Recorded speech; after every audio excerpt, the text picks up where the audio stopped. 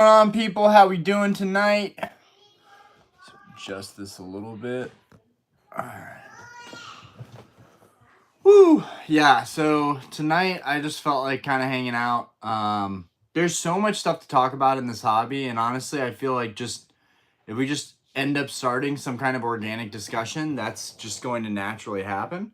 So we're just gonna see what happens, see who pops out. I see we got somebody in here already. So I hope you're having a fantastic night. And yeah, just ask me anything. Yo, what's good, Market? How we doing tonight? What are you collecting lately? What are you up to? Just got our second person who popped in here. That's what's up. Pooping Turtle 69. What's good? Hope your night's going great. What have you been up to? What are you collecting?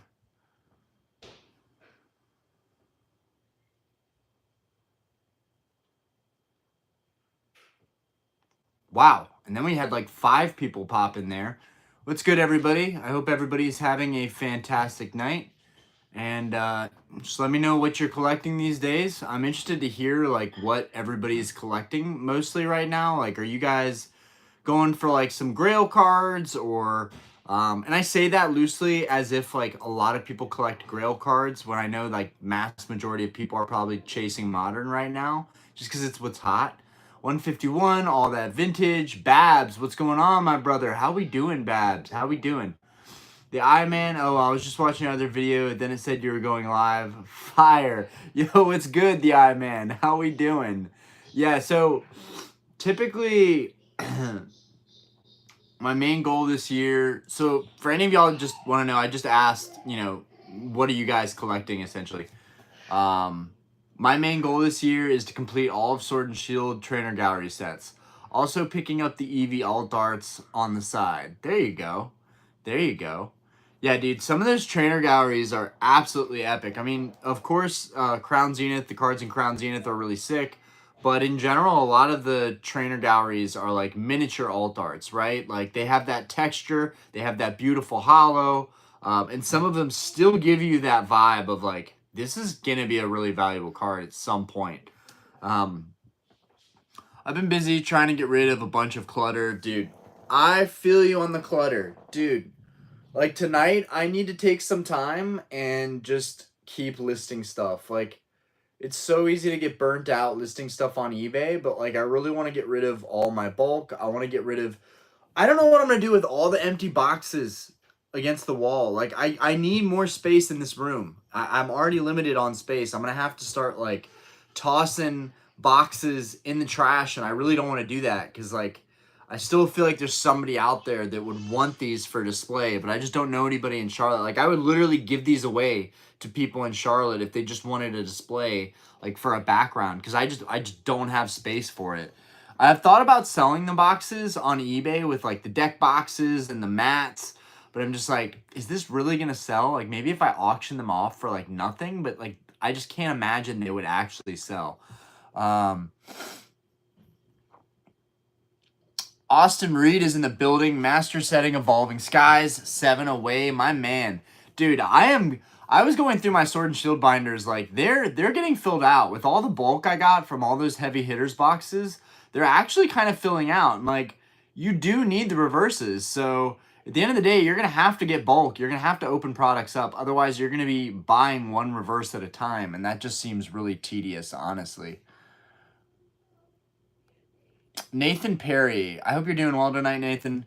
Found 2 151 UPCs at B&N, Barnes & Noble, and 4 ATVs at Walmart. So I picked them up. I started collecting as 151, wound down. That's awesome. Like, honestly, 151 is its peak. It's peak Scarlet and Violet. It's fun to open. It's fun to collect. And honestly, I would tell people to veer away from, like, going to retail shops and shopping because that's a vicious cycle. But I'll allow it. For some sets, I'll allow it. And 151 is one of those sets where I'm like, just buy that wherever you can find it. Same thing with Evolving Skies. Just buy that stuff wherever you can find it. So that's awesome. I'm glad you're able to find some of that stuff. Market, how much in sales do you do selling cards usually? it's mixed in with like randomly I'll buy a high-end card, I'll put it in the eBay vault, and then I'll flip it within like a month to 3 months. So it's mixed in with those sales too, and then sometimes I'll sell a personal card, a random slab I've been sitting on.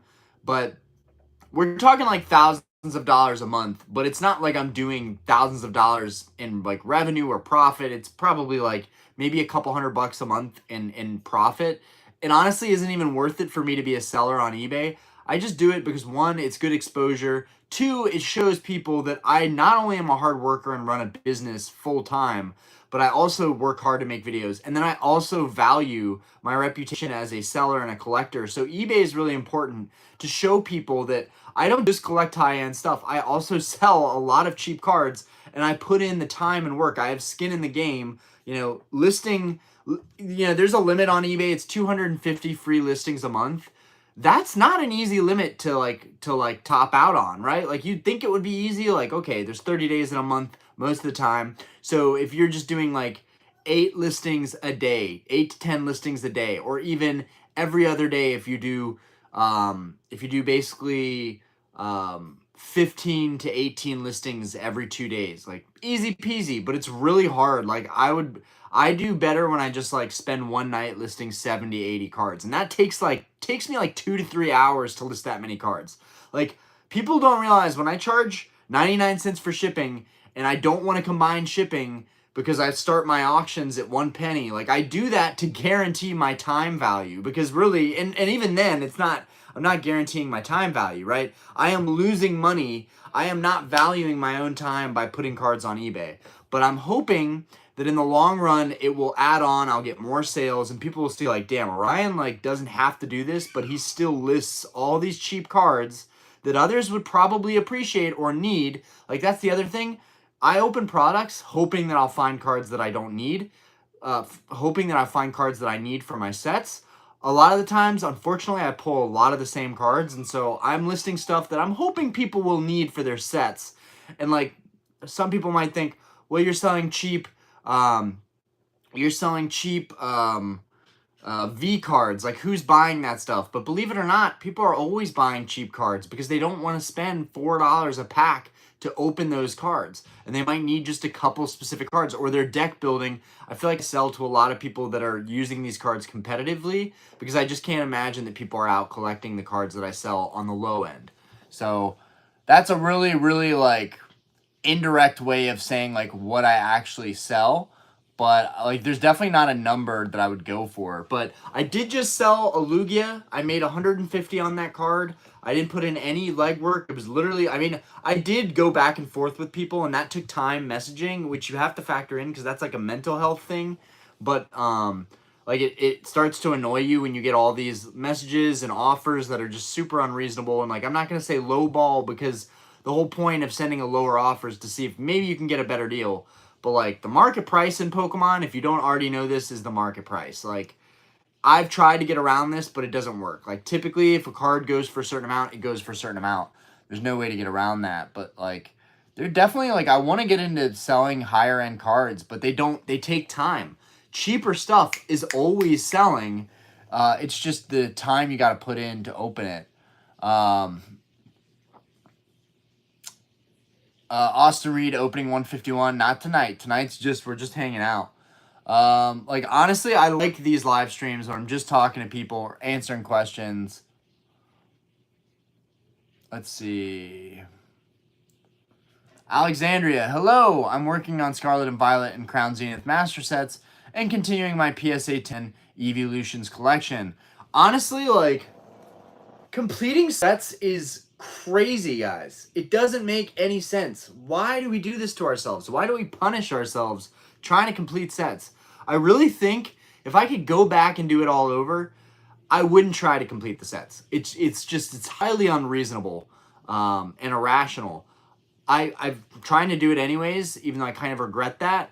But I think just having a nice binder full of modern alt arts would suffice. Like just a binder full of just gas cards, right? Because I rarely go through all my binders, and when I do, I go through all the bulk and all the crap, and then full arts, and then finally, oh, I get to the last page and there's an alt art. I think it'd be better if I just had a binder that was mostly alt arts, and I tried to do that with 151. But but it just ended up creating multiple master sets. Sorry, I go off on tangents, but I appreciate you guys. Tonight will be easy to stay on top of the chat. It's not going to be a crazy live stream. But the I-Man, been collecting specific cards of Pokemon that I really, really love. Always a good strategy. You can't go wrong there. If everything goes to 0, you got to like what you're collecting. Lugia, Steelix, and Scizor have been the main 3. Dude, Steelix and Scizor, I feel you on those. I feel you on those. Those are peak evolutions. Those are peak, dude. I love those cards. Like, honestly, Steelix does not get enough love. If you really want a good Steelix card, the Shining Neo Destiny First Edition Steelix, that is a peak card. It looks so good. It's an all card. Also, if you're going for Lugia, Crystal Lugia from Aquapolis, I just sold that one, but, like, that's a card that I will pick up and sell all over again. Like, that's... Which is I'm part of the problem, right? Because if there's more people like me that are just, like, have the means to buy these cards just to flip them, it's going to send the price further up. And so I am definitely part of the problem. And I hope that maybe one day I'll get into grading my own cards. But it is hard. Yo, Jake's up here. Yo, it's good.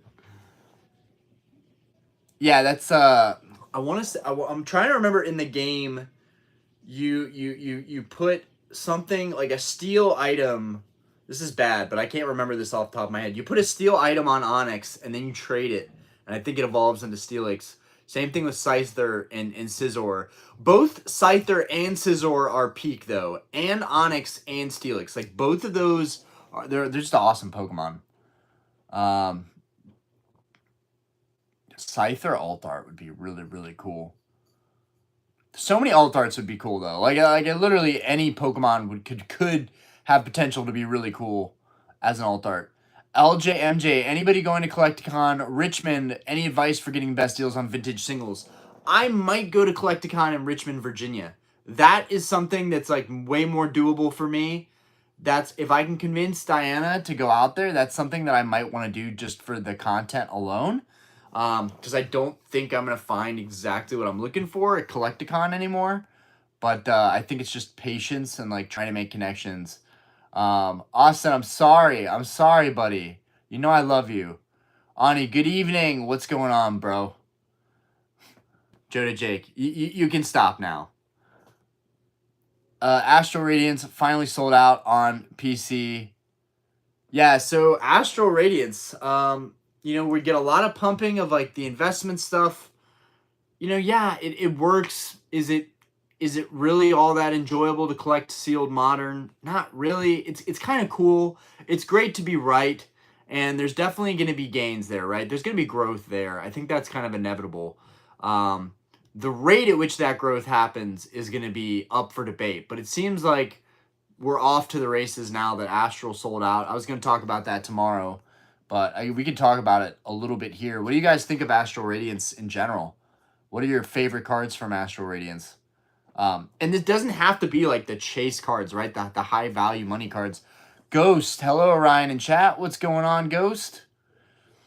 Okay, Metal Coat. Alexandria, yeah, master sets are hard to complete. I want to just do my favorites, but I have a lot of favorites. Don't we all? That's the crisis of being a Pokemon collector, is just trying to keep up with it. Gator's Dominion, not sure what you're talking about, but I'm still trying to complete. Not sure what we're talking about, but I'm still trying to complete 151 master set. We're just talking about random stuff, like literally any topic. You could literally say anything in the chat. Doesn't even necessarily have to be Pokemon. We're just, like, kind of hanging out and talking. It is way more sustainable and consistent for me to do lives like this. Even if I get to a point where I can't respond to all the chat quick enough, I still really like these. I like doing lives like these. What do you say? Love would be opening 151. Dude is pushing. I'm about to get on Amazon and order a UPC just for all. Also just waiting on 151 UPC tomorrow. Good luck on your UPC, Gator. I did not have the best luck on mine, but honestly, I've had a great experience with 151, so whatever. But, you know, I don't want to get too deep in taking losses on opening product. That's, like, a very real issue in the hobby, and you know, people have role models and people they look up to, and I don't want to be somebody that people look up to that's teaching them like, hey, we should just be opening a ton of 151. Yes, it is a lot of fun, but with a budget in mind for sure, no matter how good the set is. The anonymous beard. Regardless of all the ruckus, I was finally able to pick up a sealed Van Gogh Pikachu. Nice, nice. Zoe and Possum's campsite. Bad set, in my opinion. Okay, maybe let us know why you think it's a bad set. Which just genuinely curious why people think what they think. Card Party 2 is coming soon, and I can't wait to meet everyone I know in other Pokemon Discords. Hell yeah. Definitely a simp for the Dialga art. The Dialga alt art. Ryan, are you going to Card Party? Dude, I don't know how I could possibly do something like that. Like later, like in the next couple of years, sure, I can definitely go to stuff like that. I will have the means. My like Aspen will be a little bit more grown up. We'll have a little bit more flexibility. But like right now, it just seems like I'm constantly grinding or spending time with family. Like it's really, guys. I'm not even a front. Like it's really, really hard trying to balance all of that. Derek, better investment: Brilliant Stars or Lost Origin booster box cases. I'm gonna go with Lost Origin, and I'm a Brilliant Stars Charizard fanboy, but Lost Origin has not only Aerodactyl, which is almost worth as much as the Charizard, but it also has the Pikachu trainer galleries, which are phenomenal. And then it has Giratina, of course, which should send the set a lot higher because Giratina is really, really hard to grade. People have constantly brought that up, how difficult Giratina is to grade.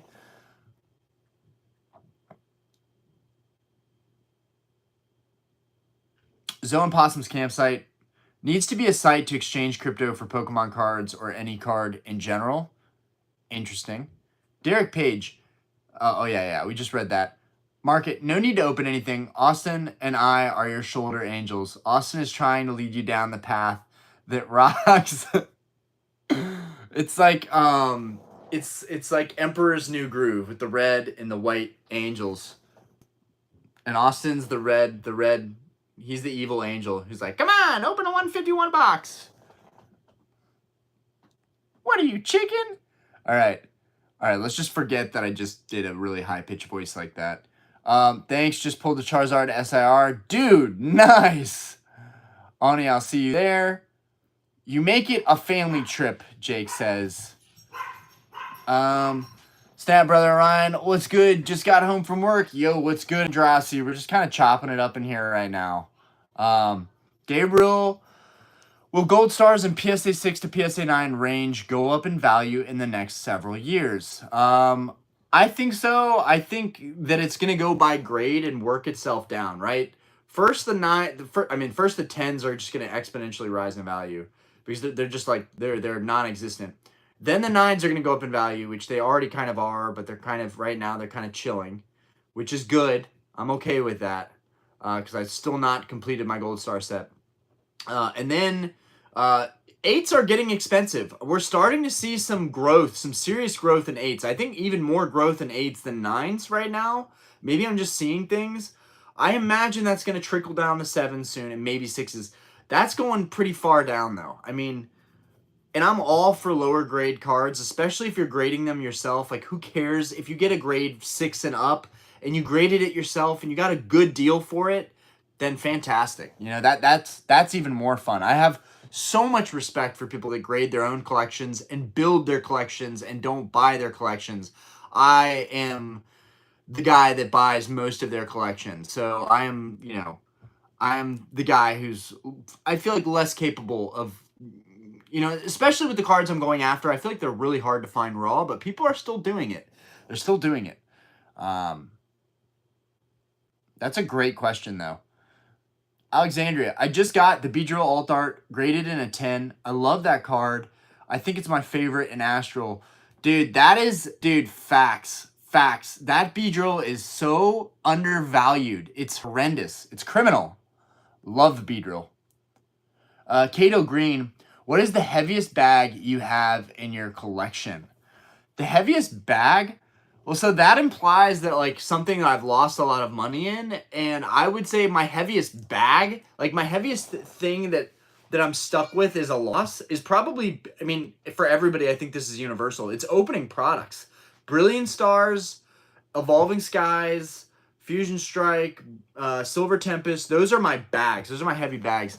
Snowy, saving up for Alt Art shiny mega cards in 2 years. Snowy, appreciate you for the donny. I appreciate you, my man. I appreciate you. Let's see.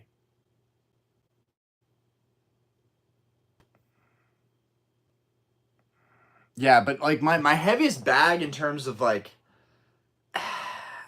my most expensive card is my Crystal Charizard. That's my most expensive card. Heaviest bag, like something that I feel like I probably overpaid for. I've sold most of the cards that were like my heavy bags, but something that like I'm sitting on that I'm stuck with probably, but I don't consider like a heavy, like I'm bag holding necessarily, but stuck with that I'm sitting on for a long time is all my sealed stuff in the closet.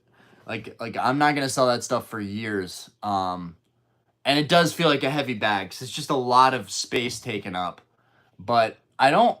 There's not really a lot of stuff that I've overpaid for that I kept. A lot of stuff I just decided I'm gonna take losses and I'm gonna start over. And so I sold like everything I had pretty much a year ago or so. I pretty much sold. Like I sold a lot of stuff at Collecticon. Like I went there with my briefcases and my book bag full. Um, I don't know if I answered that right, but you can let me know if you wanted that answered differently.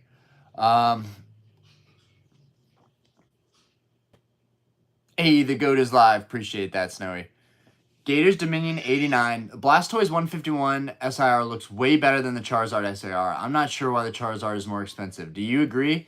No, I'm gonna go one further. I think that the Venusaur is better than both of them. I think it would have been so nice to see the Venusaur SIR from 151 just go bonkers. Like everybody's like, oh my god, I have to get the Venusaur. That's what I feel like. I think the Charizard is the least of the three.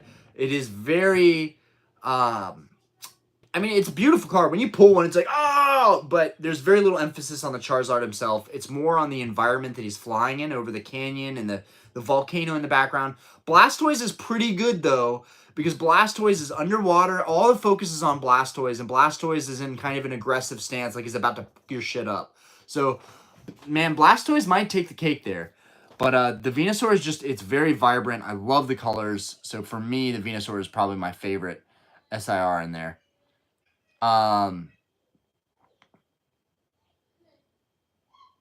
Because it's Charizard, Gator Dominion, simple.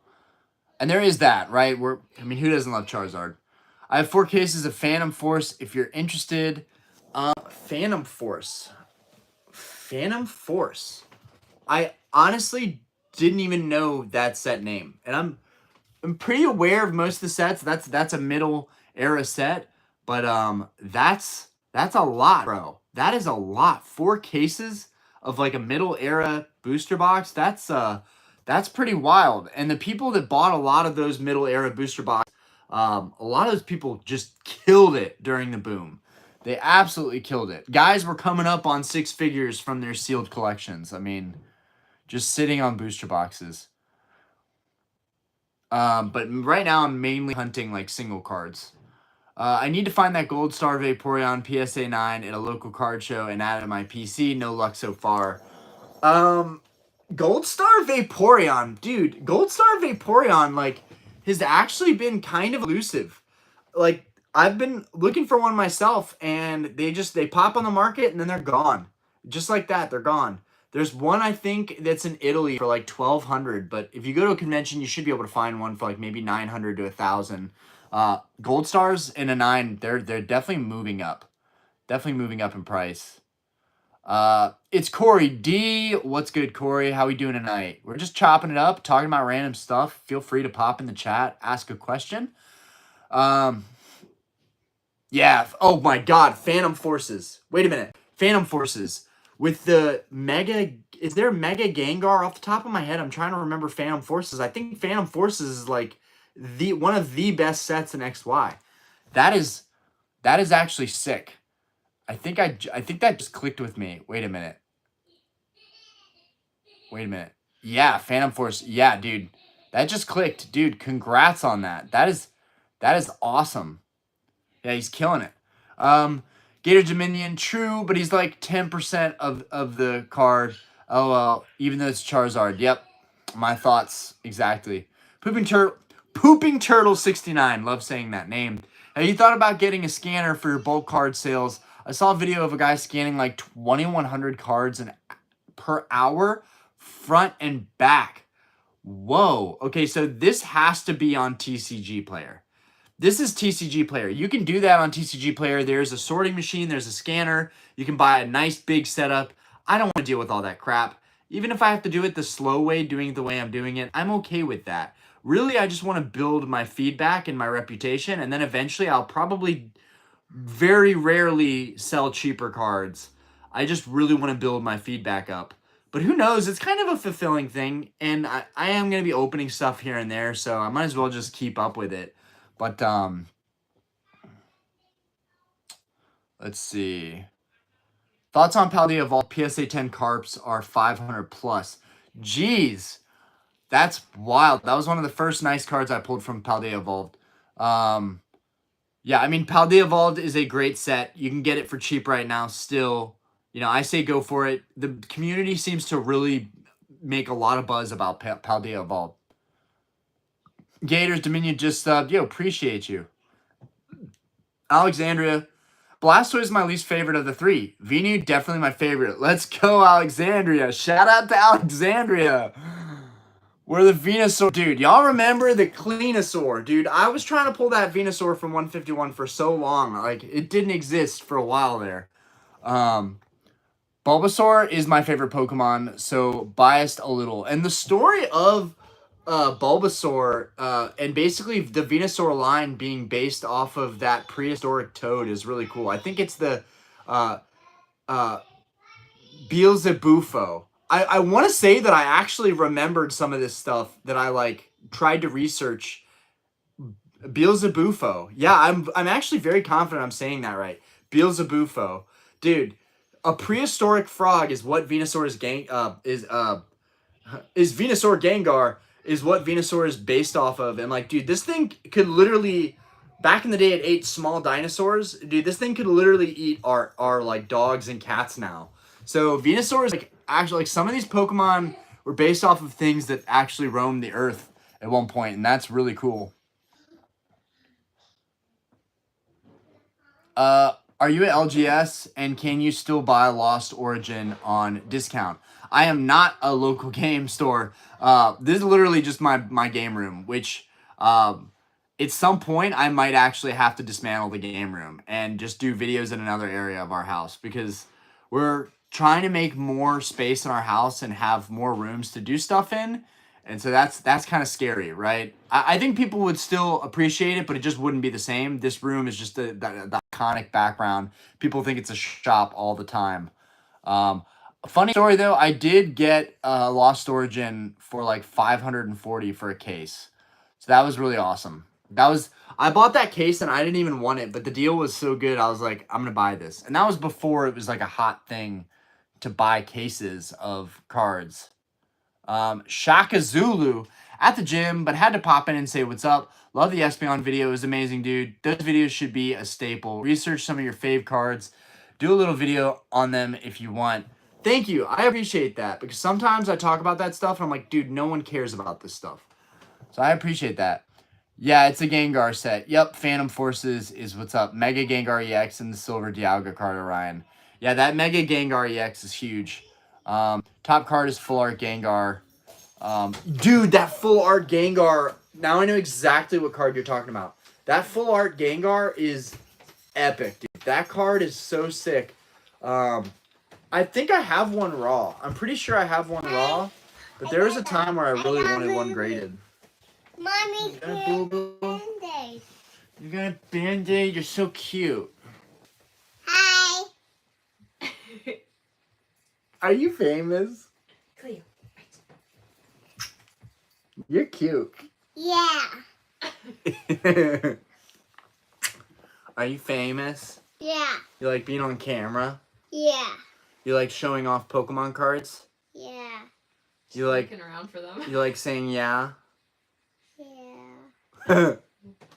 Are you going to bed? Yeah. What time do you normally go to bed? Mom.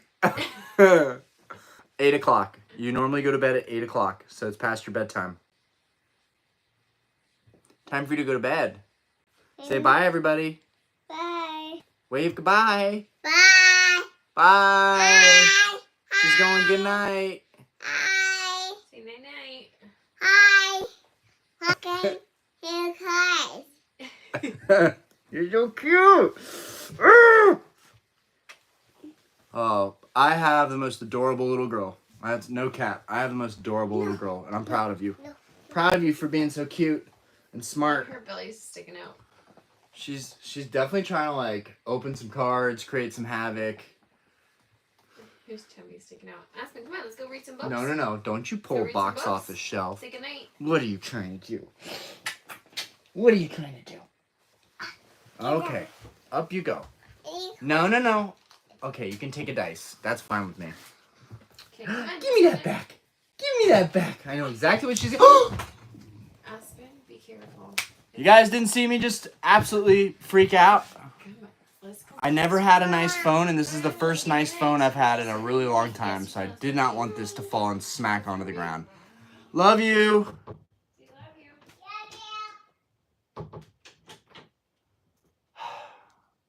I love when she comes to see me in the game room. I love it, but half the time I almost have a heart attack in here because this room is too small. There's too much high value stuff sitting on the shelves, and I get super paranoid.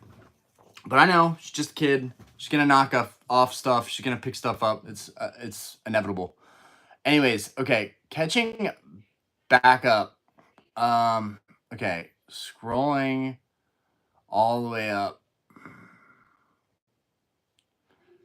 Get a Fujitsu 8170 scanner, and it's the best. Okay, Oscar. Fujitsu. Maybe somebody like send me that as a message on Instagram just so I actually can look at it and see what it does.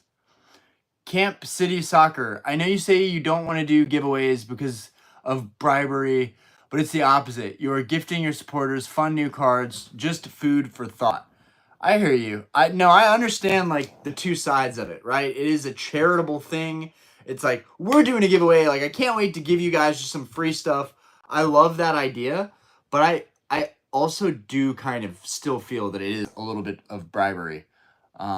Especially because like more people are going to come in and support you, but they're supporting you for the wrong reasons. So that's just my thought, though. Like, I know that's a good thing. I'll probably end up doing them at some point soon. Does anyone think Papayas is boss? But my favorite Pokemon cards are. I literally don't know what that means, but my favorite Pokemon cards are the base set Dragonite Hollow. You mean the fossil Dragonite Hollow, and the Dream Team, of course. Yeah, Blastoise, Venusaur, Charizard. Oh, Lapras. I said Papayas. I was like, does anyone think Lapras is boss? Yo, Lapras is sick. Lapras is like a very unique looking Pokemon. I love Lapras. I would believe an Aerodactyl ruled the earth a long time ago, or even a Charizard or a Giratina. Facts. Especially like Giratina definitely looks like some kind of massive centipede thing. Take a photo of your background and print it out, and you can pop it up for videos. There you go, Nathan. There you go. Just take a photo so that I still have the background, but then when people are like, whoa, that's so cool, I'm like, yeah, it was my old background, but it's all fake now. Dude, like, I don't know what I'm gonna do. Like, even if we wanted to buy a new house and move into a new house, I don't want to sell this house. I want to keep this game room exactly how it is. I want this to be a part of the channel always. Even if I did other YouTube type videos, like I would still want the game room to be for Pokemon content. But people change and grow and move into new places, so that may be something that we'll have to do. What's your pre-2019 sealed booster box collection look like? literally nothing. The only thing that I have left, I sold all my sealed booster packs. The only thing I have left are the 6 heavy packs that we have left. We opened 2, and I got a Ninetales and a Chansey. For anybody that wasn't here for that stream, I actually pulled these 2 live on stream myself. So we didn't get a Charizard. We got Ninetales first. We got teased by Ninetales for the first pull, and then we got the Chansey, which was a much better pull. Unfortunately, it has like a tiny little hollow dot. It's really hard to show, but it's like a little chip, hollow chip on the end there that I think would keep it from probably getting PSA 10. Yeah, would definitely keep it from getting a PSA 10. So if anything, those are going to become binder copies. It's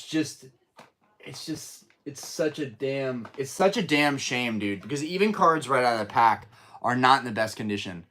So pre-2019, I have an amazing theme deck collection, but honestly, as far as booster boxes go, I don't have anything. I even have a theme deck display case, but as far as booster boxes, that's a dream of mine. Everything that you see is on display, or I've opened a couple packs of, but not a whole lot. Everything is really just display, and the fact that I kind of assumed I was never going to be able to afford booster boxes of vintage cards, which is not really the case now. I'm starting to make more money. My bar business is more successful. Starlight on 22nd here in Charlotte, North Carolina. But even then, even if I can afford it, 15 grand, 20 grand on a booster box is really, really irresponsible when I can just buy my favorite cards. Also, it's like a total loss. Unless my channel got so big where I could pretty much write off any cost by just like ad revenue and just gaining subscribers. I don't know. That's a tough one, but I would love to open vintage stuff. Vintage stuff is like my life. I love vintage. Wish I had more sealed vintage stuff than I do.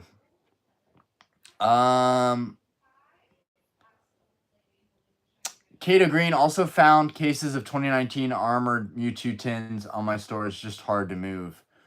That's awesome, dude. That is awesome. I mean, nothing is hard to move if you put it up for auction, right? It's in storage. You bought it for MSRP, so it should be easy pickings. If you didn't get it for MSRP, then I don't know. Team Orion series. Can't wait till she's old enough to roast you two. Anime, video games. Bye. Bye, night. Laugh my ass off. Your daughter came on and says hi, and my 14-month-old daughter screams, hi! Oh, that's adorable! That's adorable. Garen M, that's awesome. That's heartwarming. Daniel, I miss mine being that age. Alexandria, good night, Aspen. Anime, one day you'll catch her sneaking in there trying to open packs. I would be so proud. I would be so proud. No, but I don't want to like corrupt her. Like I don't want her to be like obsessed with Pokemon the way I am. Like that actually would be kind of crazy, both financially and exhausting.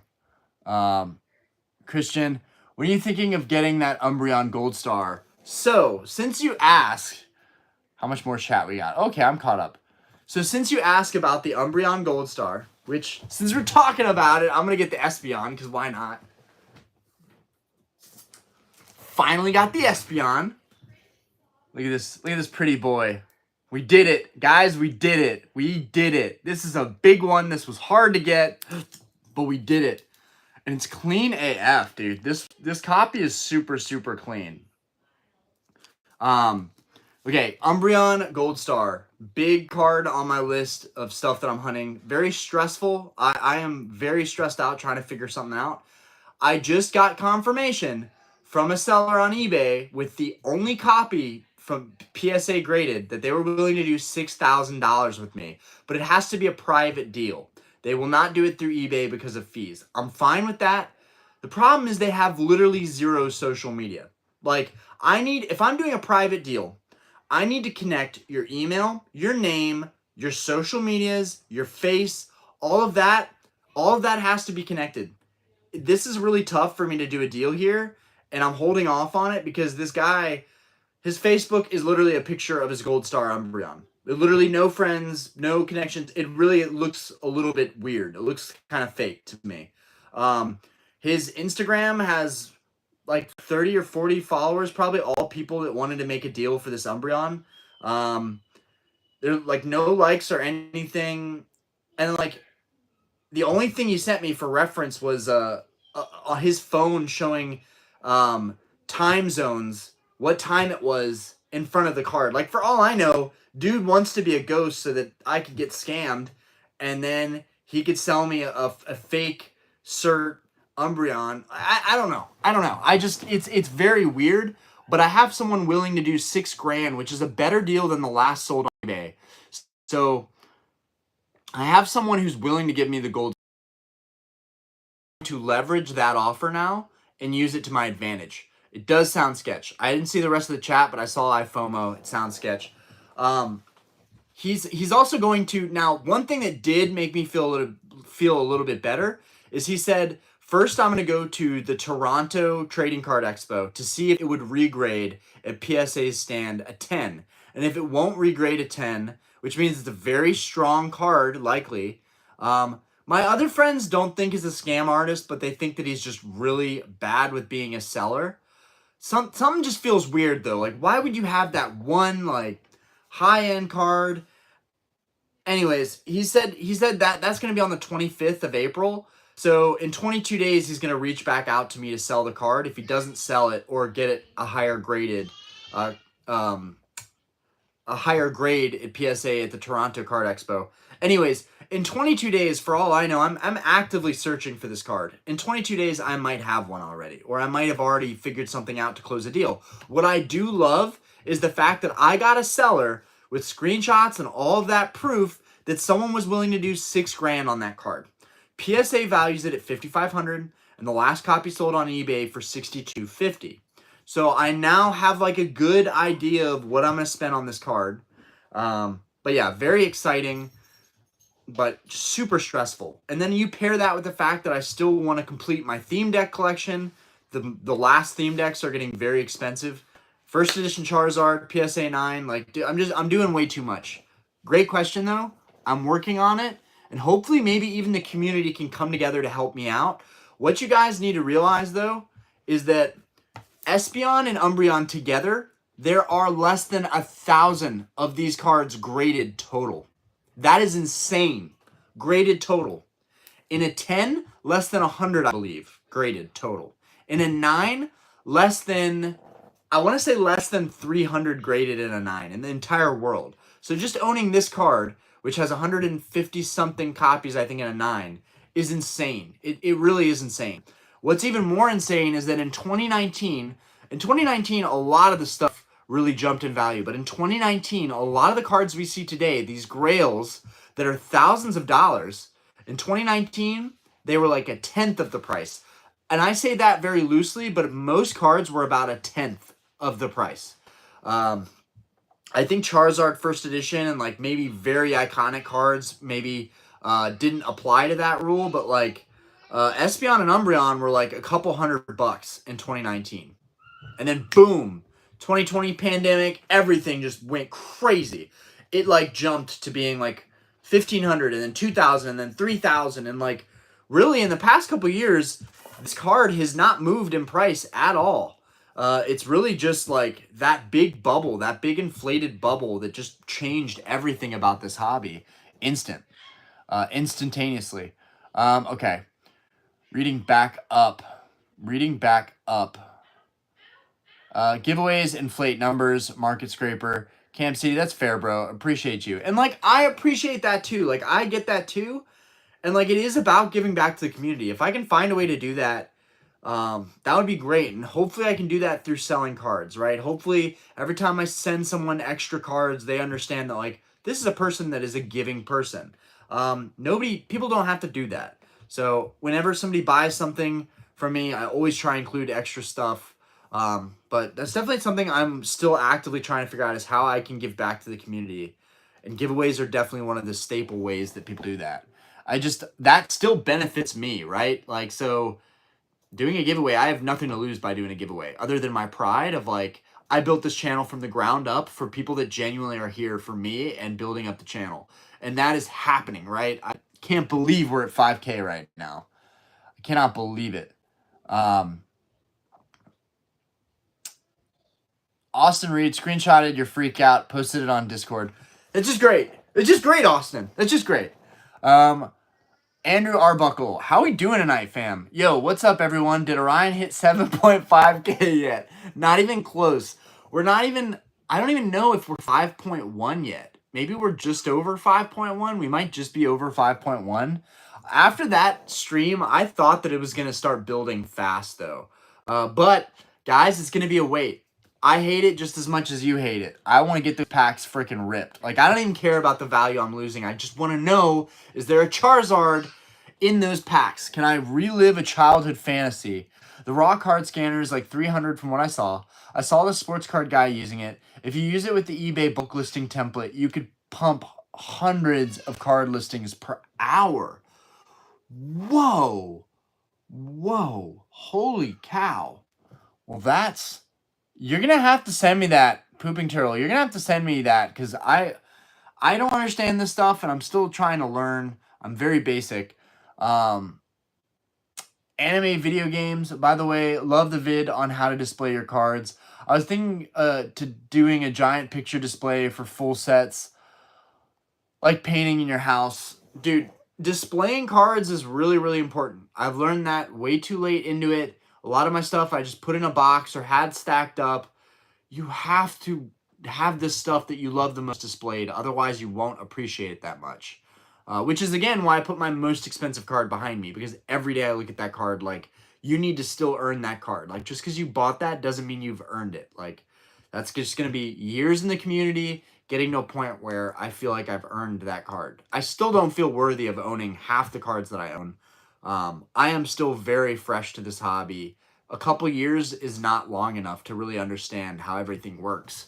But I will say I've learned a lot with the help of everybody in the community. And yeah, displaying your cards, super important. Daniel, that's why I am saying who I am saying. Daniel Andrassi. How much, Kato Green, how much would a black label Rayquaza Gold Star be worth? Dude, that would be insane.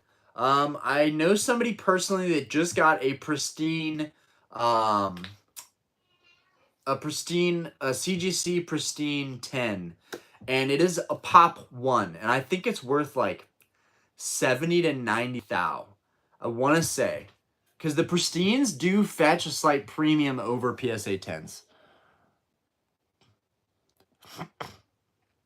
iFOMO sounds sketch. Christian, that's sus for that Umbreon. Are you going to any conventions? You could find it there for sure. Well, the guy wanted me to fly out to Toronto, the Toronto card show. So I do think that he was legit because, like, why would he have me fly out there, meet him in a public place, and then not have the legit card? Like, I think the dude's legit. I think he doesn't do social media well, and I think he maybe not the best seller.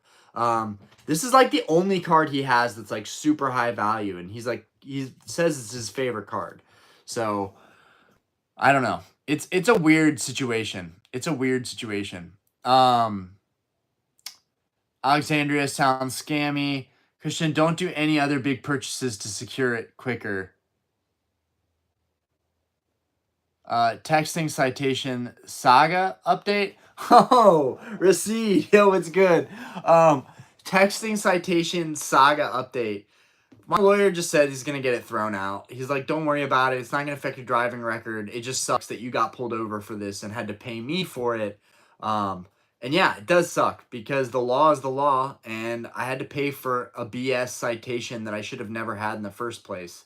Now, whenever I drive, I'm looking over my shoulder. Like, I'm always, like, paranoid that there's going to be a cop behind me just based on the fact that I feel like they can just pull me over for anything lately. Like, the Matthews cops are ridiculous. But it is what it is. It's done and past. Like, honestly, I haven't even thought about it once. The great thing about having a lawyer is they deal with the stuff. You pay them, you rip it off like a bad Band-Aid, and it's whatever.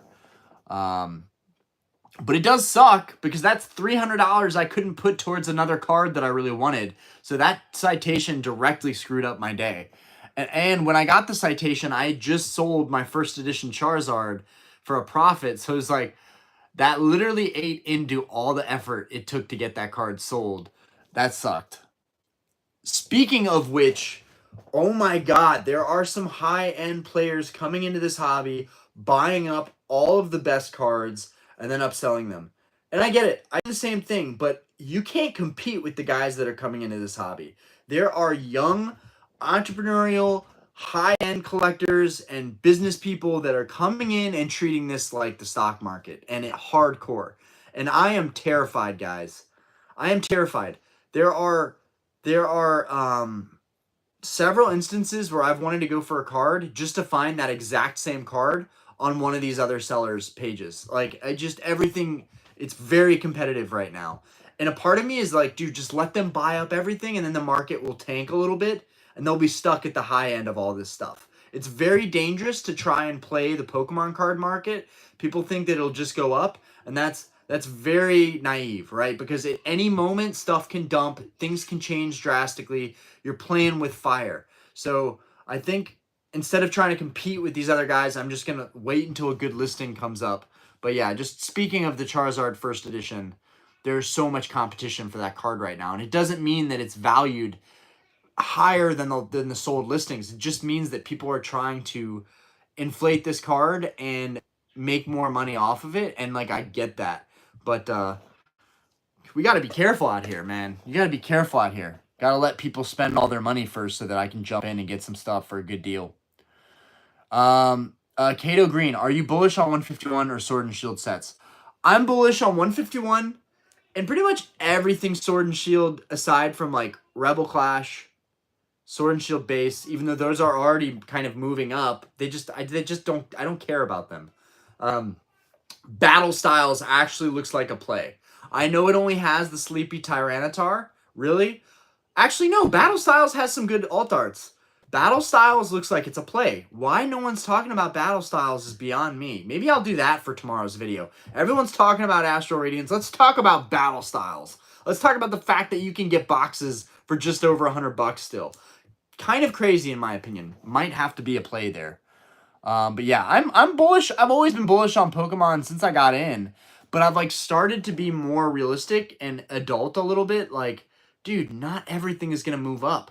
But for the most part, because of the nature of sealed products and being opened at an alarming rate, they do tend to go up in price.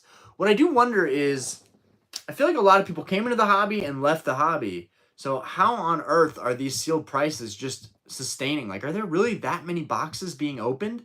Or are people just hoarding at an exponential rate? Every paycheck people get, are they just buying a case of something? I wonder about that.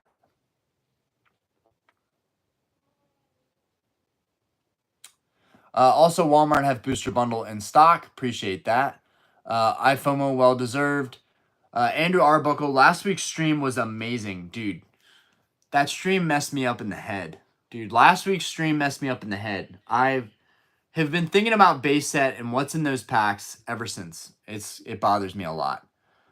It was amazing. It was probably more amazing for you guys. For me, it hurt a lot. I'm not going to sugarcoat here. Those packs costed me like $350 to $500 at that time. I spent an arm and a leg. I spent my entire week's check. When we were starting the bar, I didn't make very much money. And I would spend my entire week's check on one auction to win one of those packs. We got a Chansey with a little ding that shows a little bit of the hollow. Instant 9 at best. And because of where that little chip is, I don't even like the card. Like, I honestly am upset with that Chansey. Like, I'm going to get a Chansey and it couldn't have even been like a truly mint Chansey right out of the pack. And now you know right out of the pack cards can be flawed. But like, dude, and then the Ninetales, so $800. And I have basically a PSA 9 Chansey and Ninetales that I don't really want. Yes. Is it like, wow, this is an amazing experience? Yes, it is. It was an amazing experience opening base set packs, and I can't wait to do it again. But geez, please give me a starter or a Charizard. I need it at this point. I am too deep into the cost of those packs. I need it. I need it. In a lot of ways, it would have been better to just open a whole booster box with a higher chance of getting at least one Zard. But what I found out recently is some booster boxes do not have a Zard. King Gary, King Pokemon, opened 100. I read E4 all night after that stream. King Gary, I like trying to figure out what are the odds of me getting this Charizard. Trying to do the numbers, trying to do probabilities all night and math in my head. And there were 130 boxes open, and he got 103 Charizards. That's not great, guys. That's not great. I think some of the boxes had 2 and some of them had none. So that's not what I want to hear. 130 boxes, I'm hoping he gets more like 170 Charizards. So, and like I trust what he's putting out in E4. But dude, oh god, those pulls were expensive. But yeah, that was a 6 stream though. That was the most people we've ever had in a stream. Default, sorry, I didn't really talk in lives, but I'm local to you. Did you hear about the shop that got robbed locally? Wait, that happened here locally? No, absolutely not. Default, please throw me some information. Maybe send me an Instagram DM or a Discord so maybe I could talk about that in a video because that's local community right there. Ray Fusion, anyone know who the creator is that Orion mentioned in his video today? So I wouldn't even say they're a creator. They are a figure in the Pokemon community that is also a vendor. And that's a lot of information, right? There are only so many vendors at these events, and it was a very specific video. What I won't do is defamate someone and call them out by name and by, channel or by Instagram account because I just don't want to be that person. That is a nasty thing to do. And even if people deserve it sometimes, like let the big dogs like Rattle do that. Let people that are doing this for content normally do that. But somebody else can tell you because then it's not me. It was a lot of people saw it. Some people messaged me and texted me and they were like, I know exactly what you were talking about. That was messed up what happened. But some people were like, I get it. It was slightly overpriced. It was at a convention. Maybe I overreacted a little bit, but I don't know. I think the fact that the kid paid that much for it got me a little heated. Like, dude, could have marketed it and been like, I'm going to do this video and you're going to say you got it for $200 and I'm going to give you a $20, $40 credit on something. Like, I don't know. It just like, hey, I'm a little kid paying $270 for a $200 Japanese pack. Like, just seemed immoral. Just seemed really immoral to me. And I typically don't make videos like that, but I did enjoy making that video today. But yeah, if anybody knows, you can take a stab at it.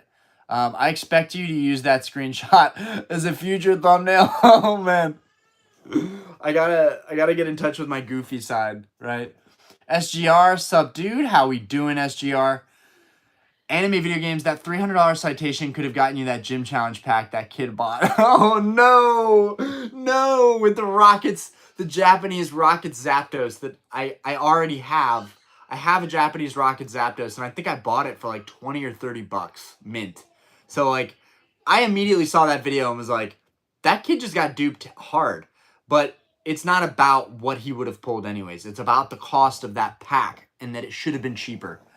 But I know stuff gets upcharged. I was at the Collecticon and saw a baller bought 40 PSA 10 Giratina and 29 Poncho Pikachu. Crazy money. Dude, you think that's crazy? Like, dude, at Collecticon, you'll see guys walking around with massive stacks of modern alt arts. Those guys are genius. Like, low-key genius.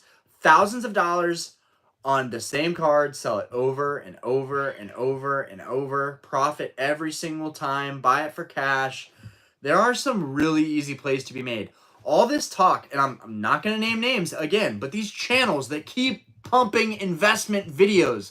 I used to do a little bit of that content, and I think everybody else doing it is pretty much, one, showed me that I'm not unique, and two, showed me that everyone is saying the same thing essentially over and over and over again, but we're getting slight updates. Those videos, because they are investment videos and imply that there's money to be made, get the clicks. But like what I'm saying here, where I'm going with this is that there are so many plays out there. You don't need to buy booster boxes to make plays. Just because someone is doing it and proving to you, hey, I did this, it worked, you can do it too, doesn't mean that you should do it. sealed modern products going up in value. It's not an anomaly, right? It's not rocket science, but it's also not something that I would try and teach to everybody to do. It is a fairly stable thing. Like, okay, buy one case of each set that you like. Sure, go for it. It's not going crazy. Buy it at MSRP. You keep one or two and you sell the other 4 out of your 6-box case. That's like, okay. But when we're trying to teach people to like load up the boat on cases and cases of a set, I think that's where it gets kind of sticky. Yeah, anyways, I'm going on a rant now.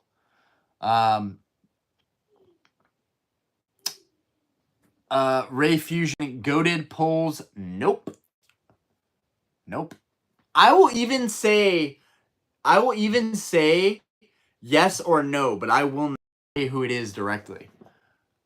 And I'm going to hold on to that no matter who I'm talking about. People might get annoyed and be like, I wish you could just reference the video. And I get that, but I know what I saw. And one of the main things I want to try and do, like, very vigilantly on this channel is just to be honest and transparent and tell how I see it and say, hey, maybe there's another side to this that I don't know. Maybe I'm wrong. I'm okay with that. The important part was getting over the fear of what people would think if I made a video talking about something that I saw that I thought was wrong in this community. I never do stuff like that. And I just saw that and I was like, you know what? I've got 5K subs. Maybe 100 or 200 of those people want to see a video like this. It could be worth it. And little did I know that video popped off immediately. So it's something to think about, that maybe people kind of want to hear the news and updates of like stuff, whether it's shady or awesome. There's some really awesome news that just came up that I can't wait to do a video on. Like, so many video ideas coming out of the woodworks, dude. There is some historic stuff going down in this hobby that I can't wait to cover. And I'm so thankful that people are referencing me to like stuff that's going on and sending me DMs about like stuff, plays that are being made, sales that are being had. I'm very interested in that stuff. There's somebody is about to sell a massive collection. I'm super excited to talk about that. Or a really, yeah, no, not hints just yet. How much would you beat a first edition Shadowless PSA? How much would a beat up first edition Shadowless PSA 1 style Charizard go for? Honestly, I don't know the PSA 1 market at all, but I would guess around $3,000. The PSA 1 market is a very unique market, and there's definitely, it's a niche market. People like that stuff. I don't know enough about it, but I know that they go for more than you would expect, right? You would expect like a grand maybe, or like 500 maybe. No, they go for a premium because it's really hard to get a PSA 1, which kind of sounds silly, but it's just the way that it is. Oscar, thanks for the Rayquaza. You got it, Oscar. You got it. I love you, buddy. Kato Green, what do you think about Cool Trainer Ryan almost spend 10K just for one Blaziken? Dude, look, it's his channel. He's doing very well with his channel, and honestly, he can be super entertaining. I like his style. Some things I don't agree with. I'm not going to agree with anybody in this hobby on everything, right? Like, people aren't going to agree with me. They're going to disagree all the time. It's going to happen in this hobby. Would I have done the same thing, even if I had the means, even if I had the subscribers? No way. No way. Ryan's chilling. He doesn't have a family. He's a single dude, or maybe he's dating. I don't know. But he's doing his thing. He can do his thing. I can't. I have a family. I'm raising. I have to be a little bit more responsible. And even I'm being super irresponsible buying high-end Grail cards. So, yeah, that blows my mind. I guess, did he actually get the Blaziken? Did he finally pull one? Because somebody told me a week or two ago that he spent like $4 grand. So the 10 grand is a whole new thing. I don't know what his budget is looking like, but 10K opening modern product, I don't care how much ad revenue you're getting. That just hurts. That just hurts. But congrats to him for finally pulling one. It sounds like Aspen is having a really hard time going to bed, so I might have to call it a night. She usually gets really grumpy near the tail end of these streams, which is why I try and do them sooner. Recede, if the deep fryers go down tonight, do not call me Orion. So Paige, our new bartender, she's doing great. She's working tonight too. Paige is Aspen is really upset right now. Paige, I told her, call me. Tonight's not like a super important stream. If you need anything, I'm here for you. Just call me. I got you. So far, no calls. Paige is great. She knows what she's doing. Smoking Reds. Yo, how's it going, Orion? Just pulled a Rainbow Charizard from Brilliant Stars today. Dude, congrats. Air 5. Air 5. Let's go. Dude, congrats on that. Anime video games. King Gare Bear the Inflator. People really don't like him. You know, I think there are things not to like, and there are things to really respect and maybe learn from. And he at least knows a lot about pull rates and data. And like, if you want to know about anything vintage, he's definitely somebody that you'd probably want to ask. I feel like his knowledge is very extensive. I will say that. And I see him on E4 a lot. So that's why I mentioned that. Like, I don't know. I met the guy once at CollectCon, and he seemed really nice. Beartick, at 12 hollows per box, 16 total hollows to pull. Excluding the fact you can get duplicates, you are around 75% chance to get a Charizard in a booster box. That's consistent with 103 Charizards and 130. Yo, Beartick, thank you for clearing that up, and giving us probability. 75% chance. That seems very optimistic. I honestly, like, there's a good part of me that's like, it's not going to be in those last 6 packs, Orion. Like, it is what it is. You took a huge gamble. You're going to open these packs, and at the end of the day, I want to open the base set packs that are heavy that I have left. It's almost not even worth selling them for what I put into it, right?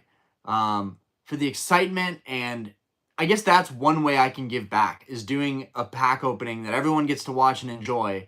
You know, I'm not trying to sell or doing a box break, but yeah, that's something really special that people really enjoyed. So, you know, that's one reason why I would hope that I can afford to continue doing vintage pack openings. But in the future, I would definitely consider just buying an entire box and then weighing out heavy packs and opening those heavy packs and then selling the light packs. I just don't know any other way to do it than a box break, and I don't really want to do box breaks. I feel like somebody just gets the short stick no matter what. Let's see. Ray Fusion. I'm honestly oblivious to who it may be. The only big vendor I know is the Bulbasaur, but I think he's pretty fair with his prices. Yeah, I've seen Bulbasaur do his deals. Never seen anything weird. But like, you got to be careful what stuff you're putting out there. Like, if you're going to do an Instagram reel, you better make sure that it's very kosher, right? Even if you have to fabricate the kind of deals that you're doing, it's got to be super kosher. Otherwise, people could get angry. And even when I watched the clip, people in the comments were like, that kid just got straight duped. And like, some people were like, oh, but he pulled a nice card and that's what it's all about. But we're forgetting the morality of, like, you know, pricing certain stuff near the market price. At conventions, it goes for a little bit more because they have fees to pay. But then there's that aspect of, like, this was a little kid. And I know it might not make a difference to people that are doing this for a living, but it makes a difference to me, and it makes a difference to a lot of other people. And when you see a little kid, you're probably going to take a slight loss on what you're selling just so that that kid can maybe have a better experience. In this case, maybe mom, aunt, whoever was with that kid that gave him the money to buy that pack, they probably didn't care. So I'm probably making a bigger deal about it than it is. There's so much other stuff going on in this hobby that's probably more important, that's really more fraudulent. It's just, I just couldn't help saying something about it, and that, like, I didn't appreciate it. Pooping Turtle 69. Dude, that name is never gonna get old. Dude, what are you doing with the name? Oh, dude, I'm losing focus. Just bought 24 booster bundles, 12x2. Hopefully I get a sealed case. Nice. Case, display, it's all the same. SGR, there's one dude that got like 55 boxes of one set and runs up buys on his credit card for a later flip. Seems kind of dangerous to me. You've got to risk it for the biscuit, right? That's like, that can be said with any play. And, sometimes you just got to respect some of these guys that are willing to take these risks, whether it's grading a raw card, which is a risk, cracking slabs and sending them to be graded anonymously, which is a risk, cross grading, a risk, probably would not recommend it, or even telling people to, like, credit cards are dangerous. Our country lives on credit cards. They're dangerous. They're dangerous for me. They're dangerous for you.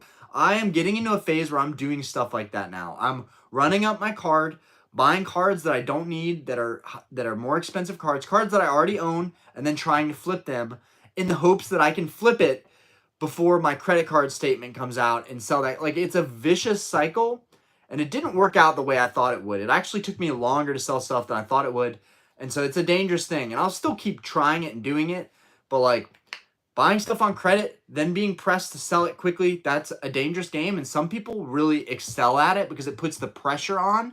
And that's the other thing. If you are flipping stuff, you have to just accept whatever offer you get if it's above what you paid.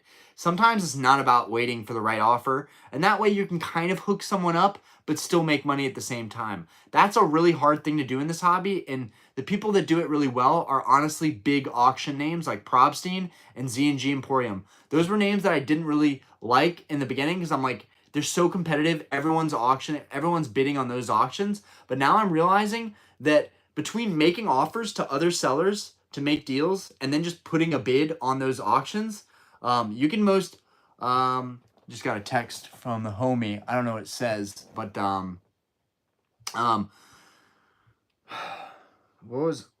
literally forgot what I was saying.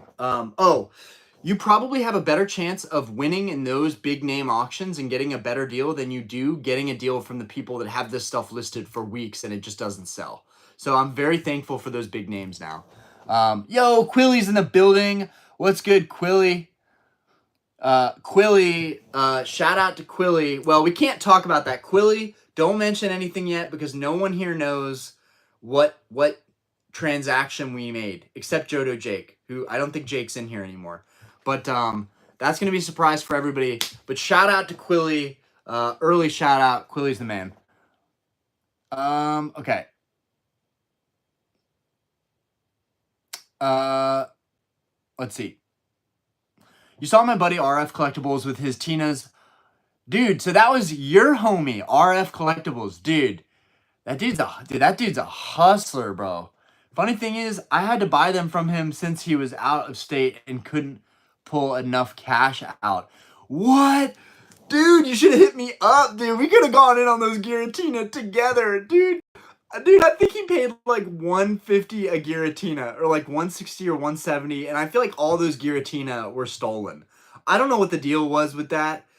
Like, I just know if I would have had a chance to buy that many alt arts, I would have gotten shade thrown at me for some reason. Like, somebody would have been like, dude, that's too many alt arts for somebody to just get their hands on. I know they're common in terms of like how many are out there, but like, you don't just like walk up on that many Tinas. But like, dude, that was an epic play that dude made.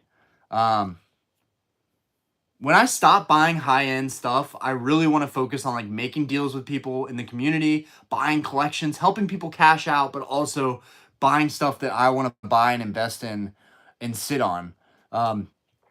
Nathan Perry, I like the updates. I don't really follow Pokemon creators beside you, so the news keeps me up to date. And I don't do a good job of like bringing news to people, so that's something that I do want to do a little bit better on. Bro, if you can go back in time to 2003, what Pokemon items would you have to get?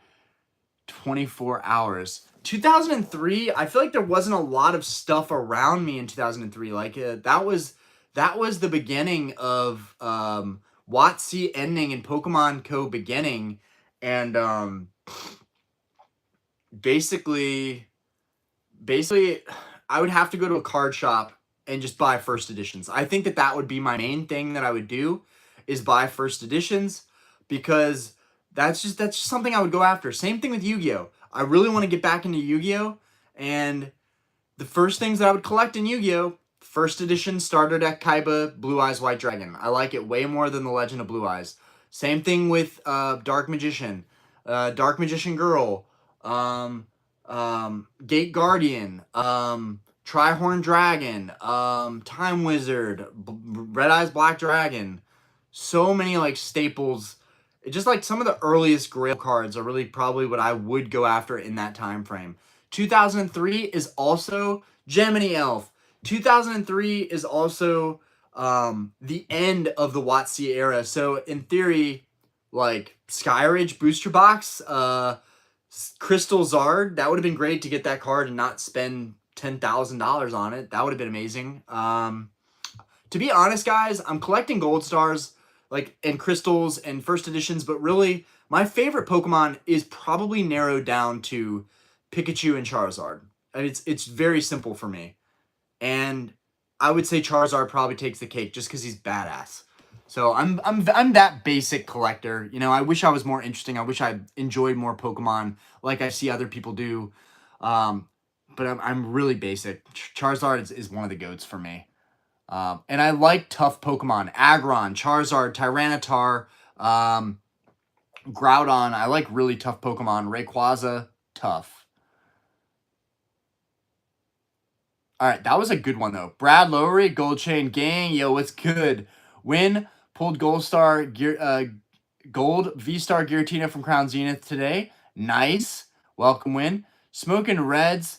Thanks, air high five to you as well. B, though.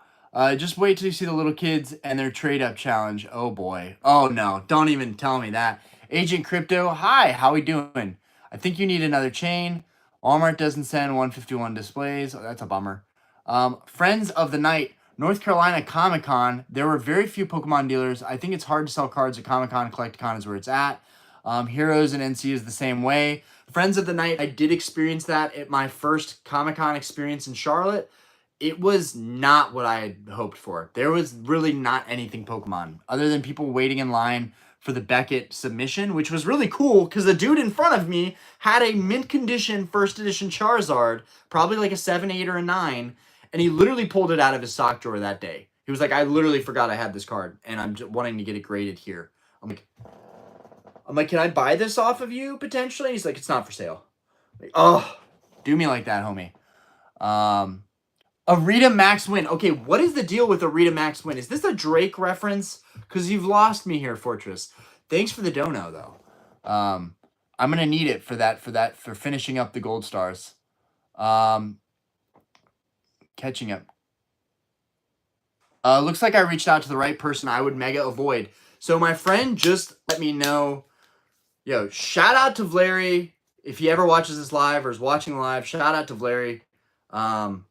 But anyways, my friend just let me know that the guy that I was going to do the Umbreon Gold Star deal with is scammy and not to do it. And honestly, I kind of had my thoughts about it, but I was just notified that avoid that deal. So I am no longer getting the Gold Star Umbreon at all from that guy, but I do have an idea of price in my head, $6,000, maybe 6,200. But yeah, we are avoiding the Gold Star Umbreon from that seller. I might just have to wait it out. So speaking, Beartick, how's the Umbreon hunt? Thank you for asking. It's going horribly. I'm honestly thinking about just getting a BGS copy, but I really don't want to do that. I really need a PSA copy. It's going to be really tough to get this done. The pops are super low. There's literally 142 of them out there. So, like, and I don't even really like the card that much, but I appreciate everything that it stands for. The design of Umbreon, as always, the low pop, the rarity, the scarcity, the coming out of Pop Series packs that you would get at events versus a booster box. I mean, the whole history of these Pop Series cards is amazing.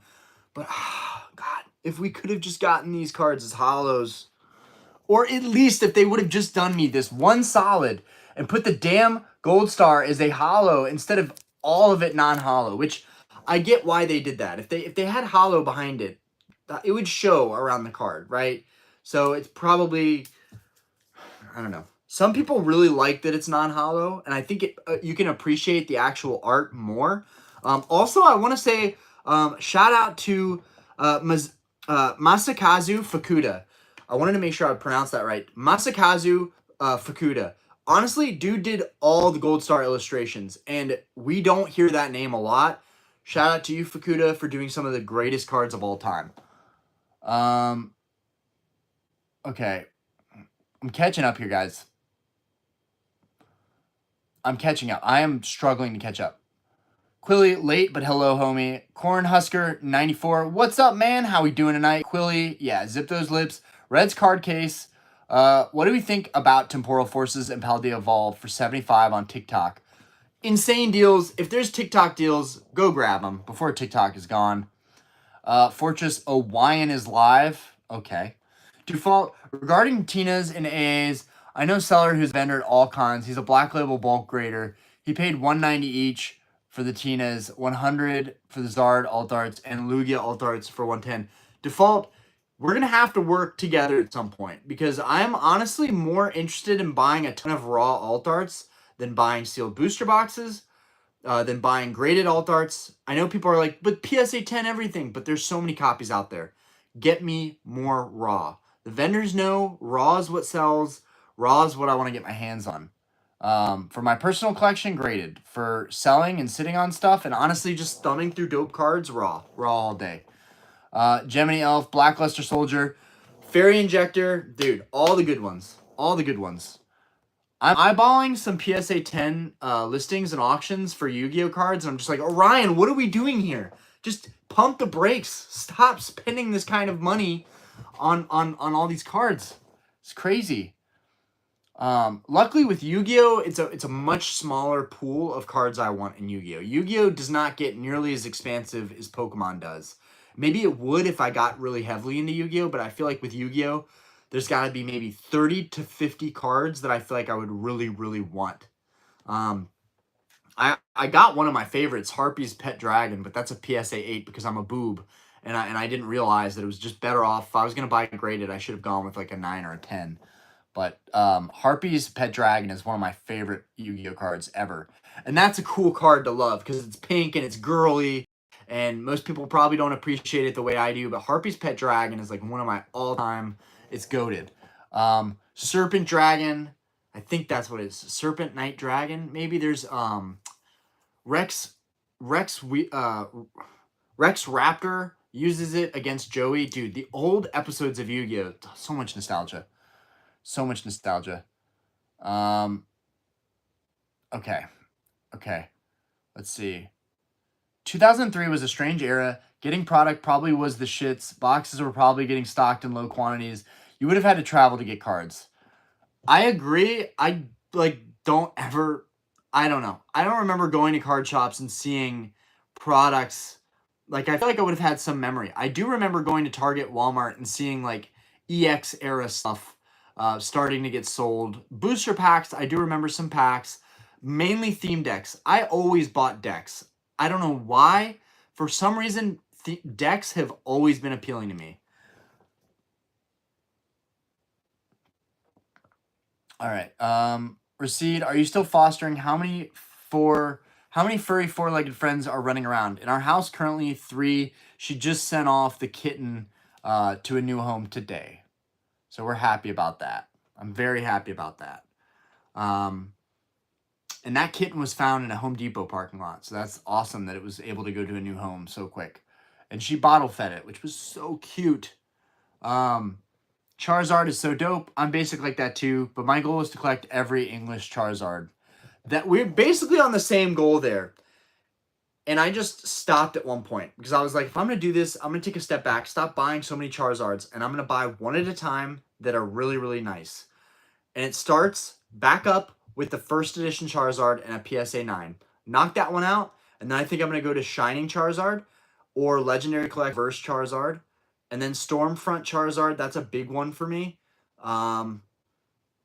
Crystal Guardians Charizard is sick. I feel like that's an underrated one. Anyways, so many good Charizards.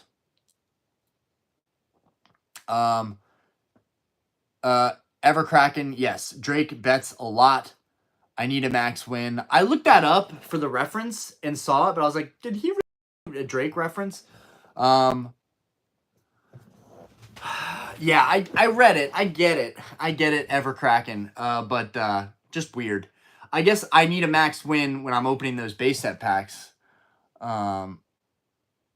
What is Anita, though? That character on Drake's hat, what is that like a little sheep? What, is that like an animal? What is that?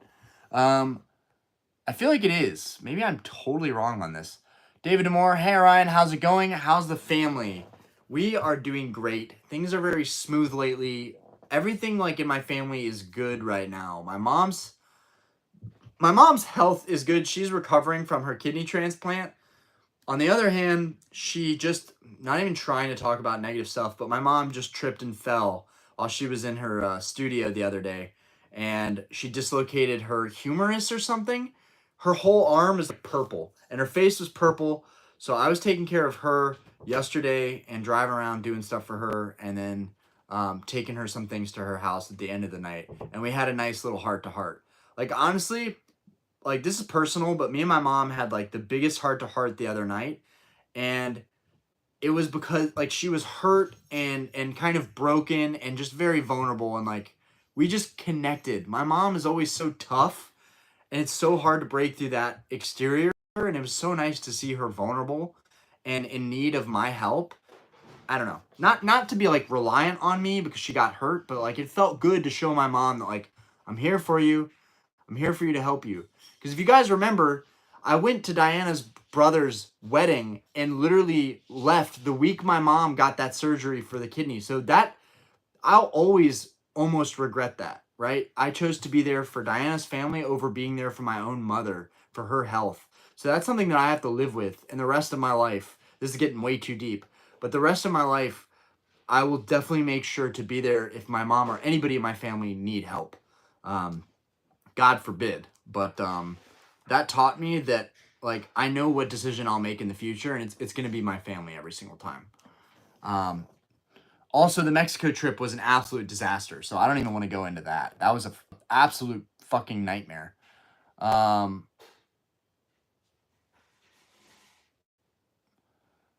Okay.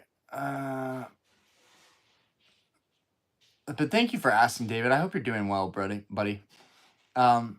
Yes, we all need a max win, especially with those heavy base set packs. Poop Turtle 69 just got Celebrations PSA 9 Umbreon and a Sharpie. Just get a Celebrations PSA 9 Umbreon and a Sharpie. I can't! Because I own this one, I have to go through with it now. I can't be 1 foot in, 1 foot out. Mads Daggerson, hi from Denmark. It's currently 3:25 in here, but who needs sleep when Orion is live? Dude, thank you, dude. Shout out to Denmark. Shout out to Denmark. LJMJ, yo, I just found my Harpy's Pet Dragon from my childhood. So cool. Love that Red Eyes Black Dragon, too. Red Eyes Black Dragon should have been higher on the attack. Should have been way higher on the attack. Dude, Yu-Gi-Oh! It's so good. Ray Fusion, is it Yizzy TCG? Nope, that is still not the video I referenced. You can keep trying, though. Somebody in here I bet knows, though. I'm having but they probably enjoy you guessing who it was I was referring to. I'm having a compulsive personality, so I get it. It's tough to overcome. I think it's, okay, so I think it's a little natural for everybody to be a little bipolar and a little bit compulsive, right? I think it's natural for everybody to want to switch up on things they want or what they're looking for, and why would that be any different with collecting? People all the time are like, didn't you say this about collecting this, and now you feel this way about it? And yeah, my opinions change, and our behavior changes, and that's a natural human thing. Bro, in your opinion, which set would be the number 2 in the Sword and Shield? Because Evolving Skies is definitely number 1. Number 2. It's a good one. It's honestly a good one. I'm going to have to probably go with Lost Origin based on value alone. Lost Origin has Giratina, and that is probably by far the biggest runner-up. So I'm going to say Lost Origin, and it has Pikachu. I really, really like Pikachu. Giratina is growing on me a lot. I hated Giratina, and now Giratina, I'm like, I get it. Giratina is really cool, and I've literally never seen any lore about Giratina. I've literally never seen Giratina on anime. I've never played the games Diamond and Pearl to see Giratina and Pialka and Dialga. I always fuck up that name. I didn't see them, but I imagine if I did play those games, I would love those legendary, like, God Pokemon way more. But Giratina is one that is catching up to me naturally, and that Giratina alt art did it. When I had that card in hand, I was like, okay, I get it. This card's sick. This card is ill. And the artwork, that illustrator in general is amazing. Okay. I'm between going in all in on Lost Origin or Brilliant Stars. I would say Lost Origin. Honestly, I think there's more bang for the buck there. Nikki Blicky 99. I got a Pikachu English Gold Star for 1K raw a couple months ago. And my first grade, I got a PSA 9. Dude, that's amazing. Very happy for you, man. That's incredible. PSA 9 is a really good grade. Gold Star Pikachu is one of my all-time favorite cards of all time. Gold Star Pikachu is tough. And I mean, literally, he's like this. Like Gold Star Pikachu for the win. Congrats on that, my guy. I paid $2,300 for mine. Alexandria. Diana, hopefully that's right. That is right. Is an amazing person. We need more people like her in the world who care for and save animals. Aww. Aww. That was very nice of you, Alexandria. Diana somehow heard that in the other room and would like to say thank you. Thank you. She's a good person. That's why I'm with her. She's a good person. And she got a body. No, I'm just kidding. Stop. I miss my kitty. That sounded like it was going in a different direction. No. I miss my kitty. What happens in Mexico stays in Mexico. Right. And I've had amazing experiences in Mexico. It's just this last trip was a nightmare. I will have PTSD from that trip the rest of my life. A moment where I thought I was losing our child to a seizure, to a febrile seizure, also heat stroke. I'm not ever gonna fully recover from that moment in my life. A moment where I literally felt like my entire universe was burning down to ashes. If anything happened to Aspen, I could pretty much say goodbye to anything I was doing, the bar, the YouTube. I would probably be in a ditch or in so many things. No one should ever have to go through what I went through, what Diana went through, what we went through as parents, as young parents. That was an absolutely horrific, nightmarish day for us. I would never wish that for anybody to see their child like that, the way we did. And so young and so helpless. It's just, anyways, moving forward, I'm about to get sad. Let's see. Ray Fusion, LOL. Come on, chat. Give me a hint on whose videos it is. It's getting late. Laugh my ass off. Fortress, get Diana on the live. Podcast time. Palkia. Okay, that makes it easy. It's Kia's pal. So Palkia. Okay. Palkia. I can say that. Okay, I just messed up this one time. One of many times. Danny, Catch 'em All Collectibles. Nope, dude. Catch 'em All Collectibles. Nah, they would never. Nah, he's kosher. Bro, have you seen... Also, the guys that do a lot of consignments are kind of like... They're kind of protected, right? Because they're like, I'm not upcharging anybody. I'm just doing consignments.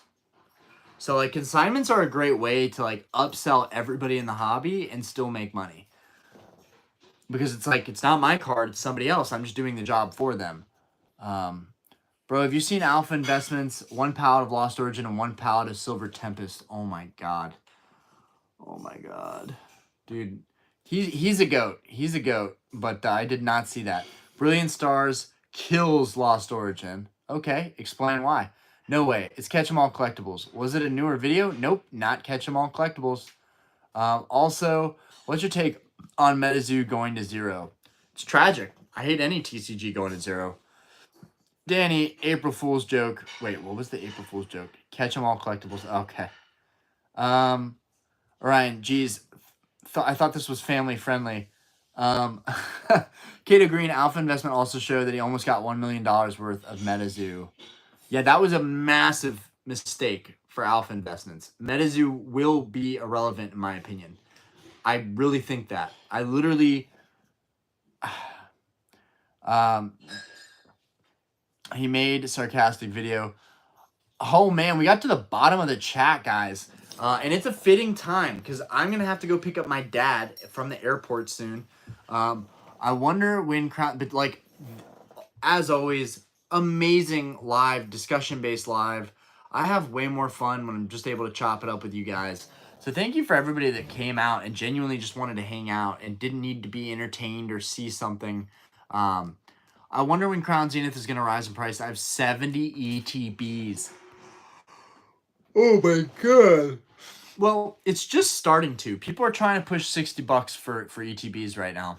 They take up a lot of space, which I didn't take into account when I bought them. I'm in a similar boat. I have like 20 or 30 Crown Zenith ETBs, and it's one of my more regretful plays, and I'm looking forward to getting rid of them. Honestly, if Crown Zenith was worth a lot more and the singles were worth a lot more, I feel like Crown Zenith was a no-brainer, really. At the time, Crown Zenith was a no-brainer. It's still an amazing set. Way too much was printed. Way too many singles out there. Just tanked the set. It just tanked the set. The Crown Zenith has so much going for it, and it will work out in the long run, I do believe. I think that's kind of inevitable for the sealed stuff. Bottom of the chat. Take care. Thanks, Fortress. You're a homie. You're a homie. I hope we entertained you. Absolutely. Absolutely. It was awesome. Thanks for being live. I enjoyed my stay. Thank you guys for coming out.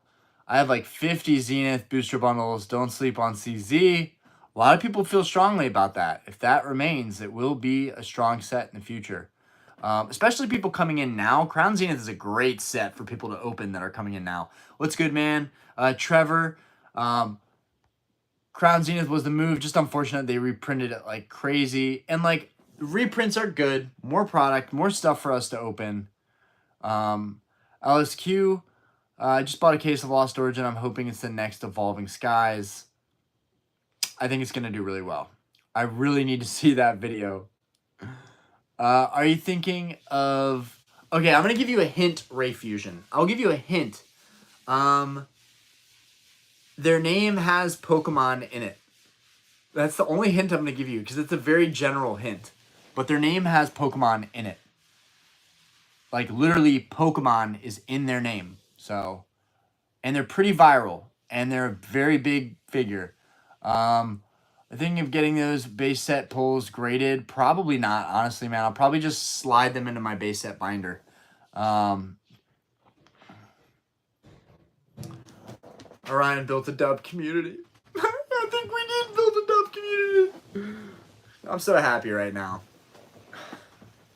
From starting this channel, getting no views, finally getting views, technical difficulties, being terrible at editing, all of these things, not knowing much about specifics of grading and populations, and this channel is just grown, and my knowledge has grown with it, and that's an incredible thing. Like, I really had no idea what I was doing, and now I'm like a semi-expert on this stuff, and like that's really cool. I'm really proud of where things are going. Said Battle Styles is a play. Stop! Battle Styles is a play, and I'm gonna make my case tomorrow. If you don't want them, I might want them if you're selling. 5.1 subs? Oh, man. I don't know how I'm going to pick my dad up. I'm going to pass out at the wheel. It's weird, dude. My parents are getting old. I'm, like, actually doing more for my parents than I've ever done in my life. And that feels good. Ray. I don't know. You tell me. Cuts video off. Goodbye, everybody. Did you see Pokemon Japan trademarked a new set name to be Paradise Dragona? Oh, that's sick. That sounds dope. Finally, a unique new name, Paradise Dragona. That sounds killer. Honestly, kind of feel like Sword and Shield can't go wrong at this stage. I agree with you. Like, it's important to jump in on stuff when the ball is moving, but I don't know. Prices could keep moving up. I just feel like, oh God, rationally speaking, how much more can we see of these prices increasing? I mean, for the rest of the year, are we going to keep seeing increases, or Are we going to see it steady now for about a year or two and then hit a new high in a year or two or something? It'll be interesting to see how these sets grow from here. So, and I don't like making invest pump videos, but I will try and stay more updated on the pricing and see how stuff is moving. I checked in on Astral Radiance. We'll talk about that tomorrow. That set's already just, bam, literally went from being 140 on Pokemon Center to immediately being 180, 200 a set now. But anyways, crazy stuff, guys. It's an amazing time to be in the hobby. I am not going to the Florida Collecticon, by the way. I would love to in the future. I will try and travel more to this stuff, but they said it might... I got to read this about this new set. They said it might focus on new dragons like Hydrapple and Archaludum, but they could throw in other favorites in there, which would be sick. Yeah, I feel like they overplayed Charizard and Rayquazas, so they got to do something. They got to do something interesting here. Okay, I am passing out during the live. I just want one of each booster box, Sword and Shield. That's how it starts, my guy. But then you're like, maybe I need a case. Maybe I need 2 or 3 boxes. You'll see. But yeah, I like One Piece and Lorcana, even though I'm not getting into those quite yet.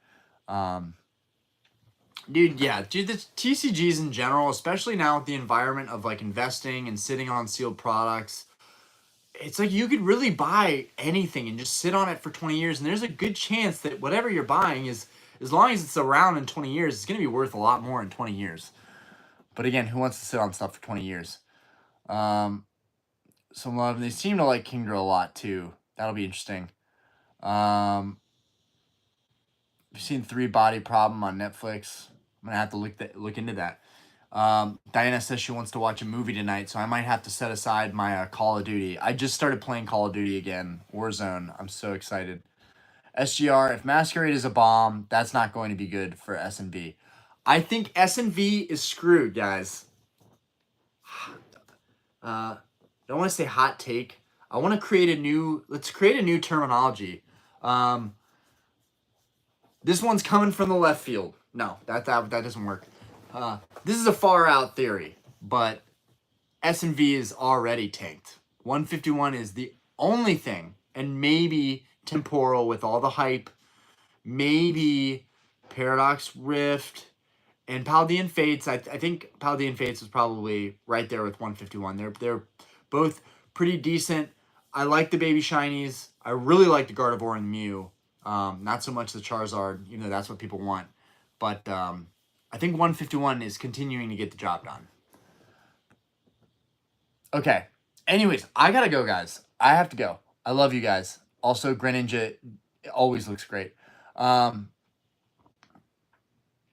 do have the Evolution Premium Collection boxes, but I only have one of each. That's one of the best, like, random products they put in the stores ever. That will be hailed as one of the best box products ever. Hands down.